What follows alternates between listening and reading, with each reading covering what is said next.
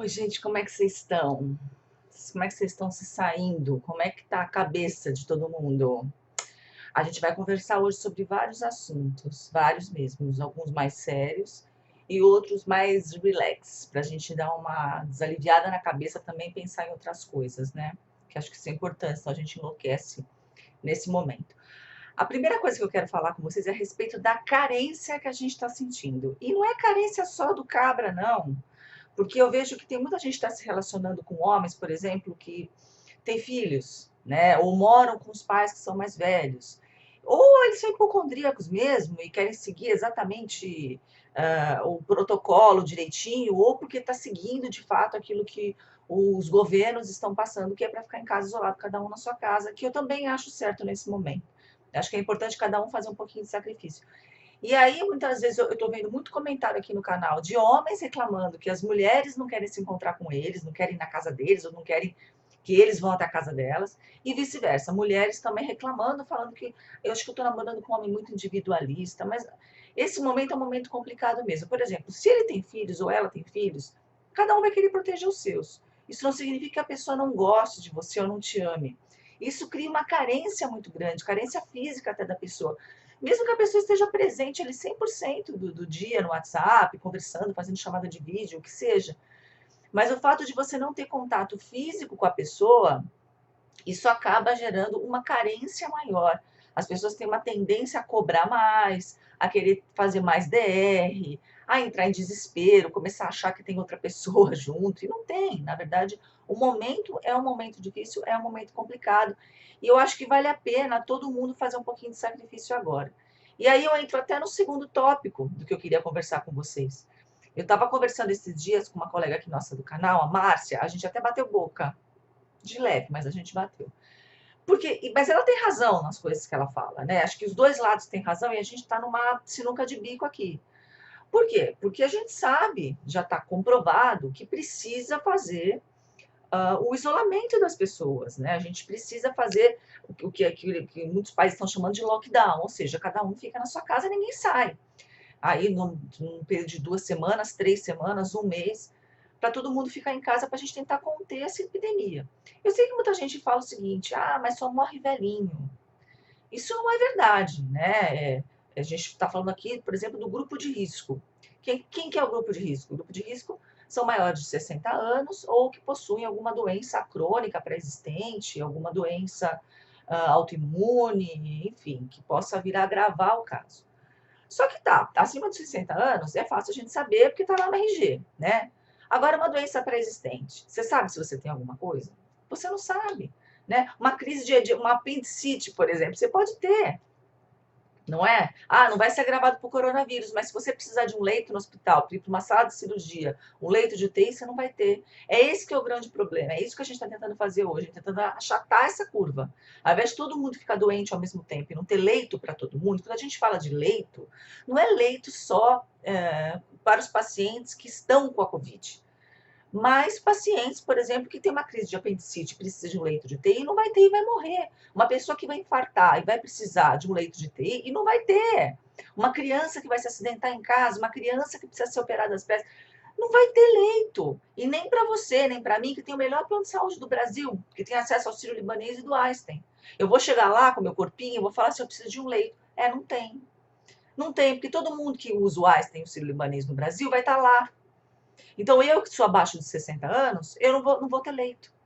Então, o problema todo é esse, que foi o que aconteceu na Itália. Inclusive, eu conversei com uma médica italiana, que eu atendo já há algum tempo, e ela falou que o grande problema da Itália é esse. Primeiro, obviamente, a quantidade de pessoas mais idosas, né?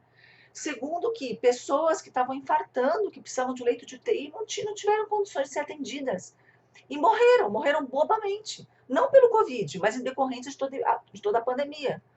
É isso que as pessoas precisam entender. Falar, mas o Brasil tem não sei quantos leitos de UTI, que estão 95% ocupados. Ou seja, não tem leito de UTI suficiente. Agora, imagina numa população de mais de 200 milhões de habitantes. O que vai acontecer? Eu acho engraçado as pessoas falarem muito de estatística, né? Ah, vai morrer 1%. O que é 1% das pessoas do grupo de risco? gente está falando de quanto aqui? 20 mil pessoas, 30 mil pessoas? Falam como se fosse jogar uma banana no lixo, né? E se esse 1%, por exemplo, tiver pessoa da sua família? É fácil falar quando é a família dos outros, né? Ah, porque as empresas vão falir. Então tá bom, então você pode sacrificar, quase que não sei a palavra, sacrificar o seu CPF por um CNPJ, vai em frente. Você prefere salvar um CPF, uma vida ou um CNPJ? Aí vamos entrar agora numa outra questão, tá? O que a Márcia está falando aqui, e ela tem razão.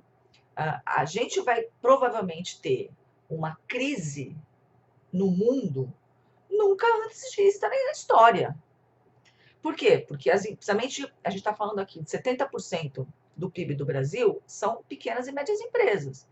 Essas empresas não vão conseguir se sustentar muito tempo de portas fechadas, tendo que arcar com o pagamento de todos os funcionários. Então, a gente vai ter o quê? Um desemprego muito grande, muita gente sendo demitida, empresas fechando as portas porque não vão ter condição. Então, a gente precisa encontrar aí um meio termo. O que a gente pode fazer? Aí muita gente fala assim, vamos fazer então isolamento vertical. Isso não vai funcionar, isso não funciona.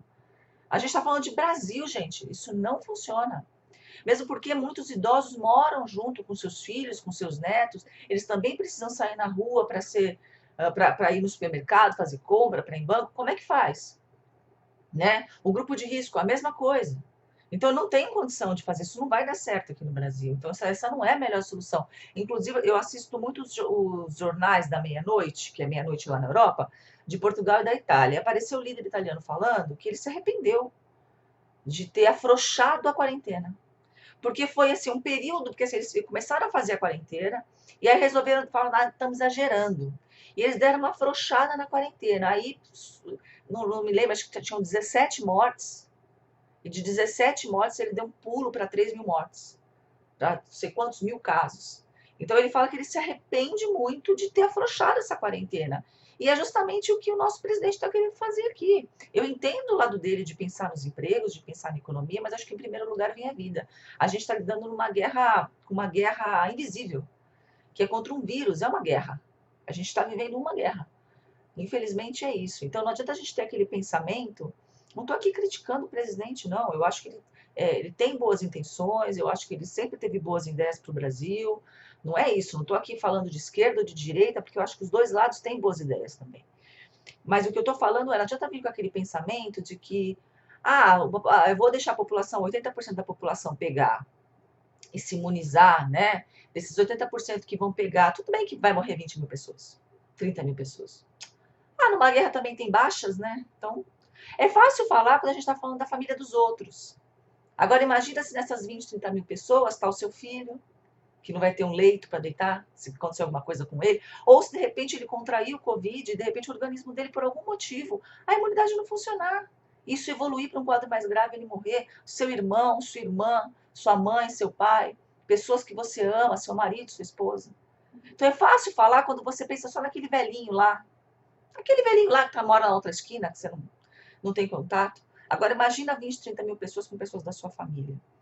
Então, realmente, a gente está vivendo num momento muito complicado. Agora, veja, se o comércio ficar fechado, uma coisa é a gente aguentar o comércio fechado, né? As empresas, não só o comércio, mas as empresas de uma forma geral. 1 mês, 40 dias, 2 meses fechado. Mais do que isso, vai ser demissão em massa. E o Brasil e o mundo pode se transformar numa guerra civil, porque vão começar a ter saques nos supermercados, roubos, porque a população precisa comer, precisa botar comida na mesa. As mulheres que são, mulheres e homens que são autônomos, precisam efetivamente trabalhar para poder botar comida na mesa. Então, é uma coisa muito grave, muito séria. Quem quiser opinar sobre esse assunto vai ser super bem-vindo a gente conversar sobre isso. Agora, o que a gente não pode é querer sustentar a economia em cima de corpos. Isso não, acho que a vida vem em primeiro lugar, porque sem vida não tem empresa. Eu acho que ninguém quer trabalhar lá na colônia espiritual nosso lar, né, gente? Ninguém quer abrir empresa no outro plano, a gente quer trabalhar aqui neste planeta, tá? É isso. Vamos falar de outras coisas agora mais amenas. Tem muita gente me perguntando. Eu nem ia falar sobre isso, porque primeiro que não é nem intuito do canal, né? Inclusive, tem muita gente achando ruim aqui. No momentos como esse você vai falar de relacionamento. Mas o canal é sobre relacionamento, né? O canal é sobre autovalorização, é sobre empoderamento. Como é que eu não vou falar? Vou falar sobre o quê? Culinária? Vou ficar falando só sobre a política ou o problema que a gente está vivendo, nosso canal é sobre isso também. E eu acho até bom para a gente desviar um pouco o assunto. Se a gente fica 24 horas por dia, né, pensando em Covid, Covid, Covid, Covid, Covid, isso vai mexendo com o nosso psicológico. Eu, por exemplo, estou indo dormir todo dia, 2 horas da manhã, 2h30 da manhã. E as pessoas começam a fazer isso, tanto que fica em casa, começa a trocar o dia pela noite. Então, ou seja, isso faz muito mal para a gente. Então, eu acho importante também a gente falar sobre outras coisas. Dar um pouquinho de risada, né? Vamos ver se amanhã eu coloco um vídeo para vocês aqui. Isis aprendendo a comer papinha, gente. É papinha para todo lado. É papinha no cabelo, é papinha para todo lado. Eu vou mostrar aqui para vocês. Eu acho importante a gente conversar sobre várias coisas, né? Porque eu considero todo mundo aqui, somos todas amigas, né? A gente conversa, a gente troca ideia, a gente troca angústia, coisas que a gente está sentindo, que a gente acha que é só a gente percebe que não é. É todo mundo, né? Eu, por exemplo, cada espirro que eu dou, eu acho que eu peguei essa merda. Eu espirrei e falo, eu tô com essa merda, eu peguei essa merda. Como eu não sei, mas eu peguei. Então a gente fica com essa sensação horrorosa. Então eu vou falar, o pessoal está me pedindo, Fernanda, que você está usando o rosto, que a pele está muito boa. Gente, eu sempre cuidei da minha pele, né? Sempre, vírgula. Eu sempre morei em cidade de praia, então eu sempre peguei muito sol. Isso é um problema para uma branquela como eu. Inclusive aqui, não sei se vocês conseguem ver, aqui, ó. Eu tenho uma cicatriz aqui, ó. Tá vendo? Isso aqui foi um câncerzinho de pele que eu tirei. De tanto sol que eu peguei. Tanto é que hoje eu não tomo mais sol assim. Protetor solar é sempre 70 no rosto. Não pego sol de jeito nenhum. E uso uns creminhos. Botox eu não uso nevermore na vida. Porque acho que há 3 anos atrás, em dezembro, 3 anos para trás, eu sempre aplicava Botox aqui, né? E aí eu não sei se vocês lembram, se vocês olharem até aqui no canal, vocês vão ver que tem uns vídeos que eu tô de óculos escuros. Aplicou Botox nesse olho aqui e pegou um nervo. E eu fiquei 3 semanas com a vista paralisada. Parecia olho de vidro. O meu globo ocular ficou para cima e para fora, assim. Ficou uma coisa horrorosa, parecia um camaleão. E eu fiquei vendo tudo duplicado. Parecia que eu estava bêbada. Duplicado mesmo. A vista paralisou totalmente. Até eu descobrir que foi o Botox que aconteceu, que causou isso, eu já pensei no pior, né? Falei, tô com tumor, vou morrer, essas coisas. Fui até fazer tomografia e foi muito próximo do Natal. Foi dia 21 de dezembro e eu estava entrando num tubo de tomografia na Santa Casa. Sabe, fazendo tudo quanto é promessa para Deus, aquelas coisas, né? Achando que eu ia morrer. E aí eu cruzei lá dentro com o chefe da oftalmologia da Santa Casa, que inclusive operou minha mãe. E aí ele, em conversa, ele me perguntou, você aplicou alguma coisa? Aí eu falei, eu apliquei Botox há 5 dias atrás. Ele falou, pegou um nervo seu. Não se preocupa que volta, tá? Mas vai demorar umas 3 semanas aí para começar a sair o efeito. Eu fiquei 3 semanas. Pra você ter uma ideia, a minha ceia de Natal e Ano Novo, eu não consegui enxergar o prato. Eu tinha que pegar, eu pegava assim, olhava assim de lado, assim, ó, para poder pegar. Foi um horror. Então, Botox eu não aplico mais de forma alguma. Eu vou falar para vocês os creminhos que eu tô usando, tá?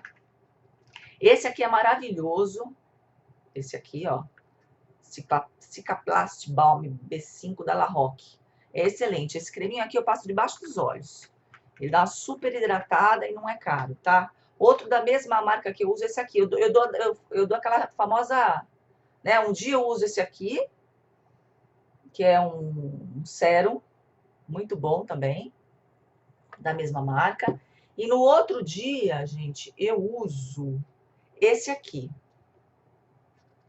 da Menskin, tá? Na verdade, isso aqui são peptídeos de toxina botulínica. Peptídeos, gente, não tem nada a ver com aquela toxina botulínica que você injeta e paralisa a cara. Esse aqui não é barato, tá? Ele vem esse frasquinho aqui. Isso é uma gotinha aqui, uma gotinha aqui, uma gotinha aqui. Que eu passo, tá? Quando eu passo à noite, no dia seguinte, que eu vou usar o outro, que eu vou usar esse aqui, aí eu passo esse aqui durante o dia, tá? Então, eu estou usando esse aqui. Não é barato. Isso aqui custou uns 500 e poucos reais, gente. Não é barato, tá? Que eu usei. E aí eu uso também esse outro aqui, que é tipo uma máscara, não é uma máscara, é umas gotinhas também. Essa aqui é de platino, dessa marca. Essa marca é excelente, tá, gente? Que eu uso também. E eu uso mais 2 também dessa mesma marca, tá? Um é o Anti-Aging Retinol, de retinol. E o outro é o Advanced Defense Booster. Também dou um dia eu uso um, outro dia eu uso outro. É isso que eu estou usando hoje, tá, gente? Depois, se vocês quiserem, eu deixo tudo escritinho aqui para vocês. Que são marcas ótimas, mas não são marcas baratas, tá? Essa marca aqui você encontra na Drogaria São Paulo. Foi onde eu comprei, tá? Essa aqui também qualquer farmácia tem, você encontra. Pela internet, tudo. Esse aqui eu comprei pela internet, tá? Que é muito bom também, que eu tô usando. Foi toda a dermato que passou. É isso, tá? A parte de injetar, de preenchimento, nada. Não tô sem nada desde antes, quando a Isis, quando eu fiquei grávida, que eu não tô usando nada de preenchimento, zero Botox já há 3 anos que eu não uso. São só os cremes mesmo e acho que o segredo é o protetor solar. É ele que faz uma diferença muito grande, assim. Você começa a passar, a pele começa a ficar mais fina, né? Começa a sair as famosas manchas. Mas é isso, como eu falei, não são coisas baratas. Na verdade, eu nem queria estar falando sobre isso agora, nesse momento, onde as pessoas estão preocupadas em colocar comida na mesa. Isso aqui, eu compro isso aqui, gente, isso aqui dura um ano para mim, né? Isso aqui eu já estou usando já há um tempão já. Esse aqui, por exemplo, que não é caro, essa bisnaguinha aqui, dura um tempão também. Nem queria falar sobre isso, eu me sinto até mal, porque as pessoas precisam botar comida na mesa, né? Tá todo mundo preocupado em pagar as contas comigo. Mas como tem muita gente me perguntando, e a gente tá aqui de bate-papo, então é isso que eu tô usando, gente. Espero que todo mundo esteja bem, espero que todo mundo consiga manter a calma nessa hora, manter a cabeça no lugar. A gente vai sair dessa, eu tenho certeza, e se cada um fizer a sua parte agora, mais rápido isso passa. Eu não vejo a hora de botar o nariz para fora, gente, mas no momento o que a gente tem que fazer é botar o rabo no sofá. É ficar quietinho para isso passar rapidamente, a gente conseguir achatar essa curva e a gente poder sair na rua. Porque uma coisa é a gente ficar 2 semanas, 3 semanas em casa. É um sacrifício, é um sacrifício. Outra coisa é a gente tem que ficar meses dentro de casa. Aí sim a nossa economia vai para o buraco, o mundo vai para o buraco. Mas agora é importante. Eu tenho conversado muito eu conversei com essa médica que está na Itália. Eu atendo outras médicas que estão em Portugal também, eu converso com elas. Eu atendo médicos que estão na Suíça, que estão na Alemanha, e eu vou conversando com todas, né? E vou fazendo sempre a mesma pergunta e a resposta é sempre a mesma. É muito importante as pessoas se conscientizarem e ficarem em casa agora. Isso não é brincadeira, isso é sério. Tudo bem que você tem menos de 60 anos, mas você não sabe, de repente, se você tem alguma doença pré-existente. A tua imunidade pode não responder de acordo. É um vírus que a gente nunca teve contato e você pode precisar de um leito de hospital. Aí você imagina se todo mundo precisar. O que vai acontecer? Colapso, né? Vai ter gente morrendo bobamente só porque não tem um leito, não tem um respirador, não tem um leito de UTI, né? Então a gente precisa realmente fazer a nossa parte, fazer um pouco de sacrifício para a gente passar logo por isso e voltar à nossa vida normal, que eu acho que é o que a gente mais quer. Tá bom? Amanhã eu tô de volta. Um beijo.